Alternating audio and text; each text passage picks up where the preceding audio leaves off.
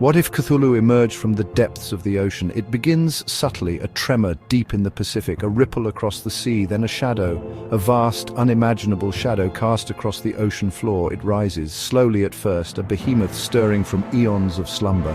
Cthulhu, he has returned. The ocean boils around his emergence. Waves, towering and furious, crash upon distant shores. Fear, primal and instinctive, grips the hearts of those who witness the spectacle. The world holds its breath, unaware of the nightmare about to unfold. Strange occurrences plague the globe. Communications distort with whispers and static. Dreams twist into waking nightmares, filled with cyclopean cities and monstrous entities.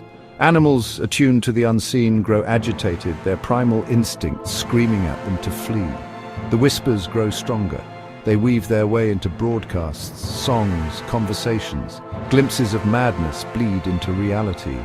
People begin to speak of ancient prophecies, of slumbering gods and cosmic horrors beyond comprehension. The news breaks. A grainy image captured by a terrified fisherman confirms the impossible. Cthulhu is real. Panic erupts. Cities descend into chaos as the reality of the situation sinks in. Governments scramble for answers, their carefully constructed realities crumbling before their eyes. Denial gives way to terror. People flood places of worship, seeking solace in the face of the unimaginable. Scientists grapple with the impossible, their theories and understanding of the universe shattered. The world watches, paralyzed by fear, as Cthulhu, the great old one, makes his presence known. The very fabric of reality strains against Cthulhu's existence. The laws of physics warp and bend around him, as if the universe itself is trying to accommodate a being that defies all reason. Instruments malfunction, readings spike, and equations fail. The more scientists try to comprehend Cthulhu, the more apparent it becomes that their methods are woefully inadequate. The pursuit of knowledge becomes a descent into madness. Researchers, driven to the brink, are forced to confront the limitations of their understanding.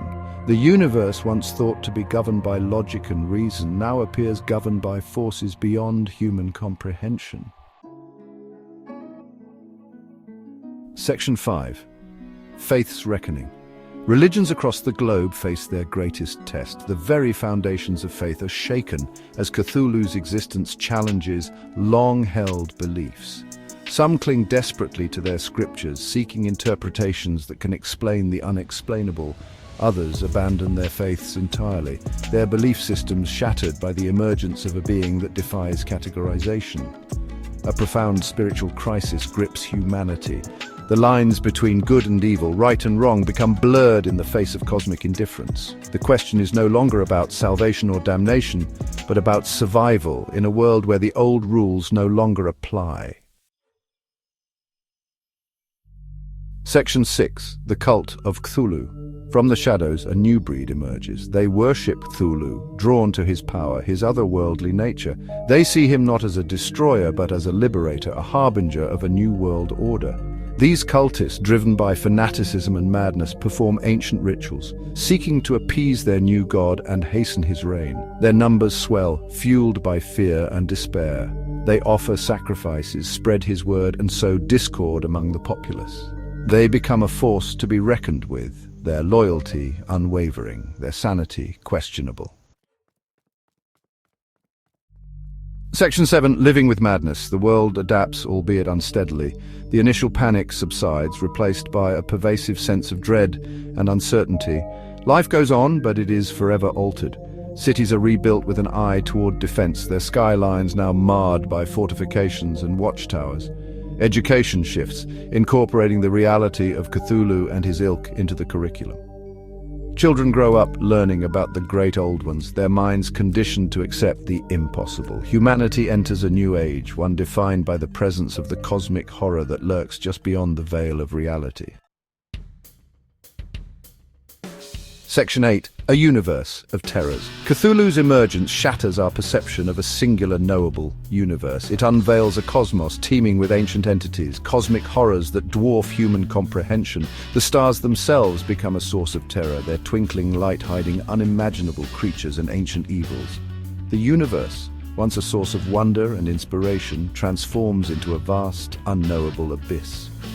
Humanity finds itself on a precipice, staring into the face of its own insignificance. The search for extraterrestrial life takes on a terrifying new dimension. Section 9. Hope's Last Stand. Yet, even in the face of cosmic horror, humanity endures. We are a resilient species, capable of adapting to even the most extraordinary circumstances. We continue to explore, to create, to love, to hope. We find solace in each other, in our shared humanity, in the face of the unknown. The fight for our place in the universe has just begun. We may be small, insignificant even, in the grand scheme of the cosmos, but we are also determined, resourceful, and endlessly adaptable. We will not go quietly into that good night. We will rage against the dying of the light.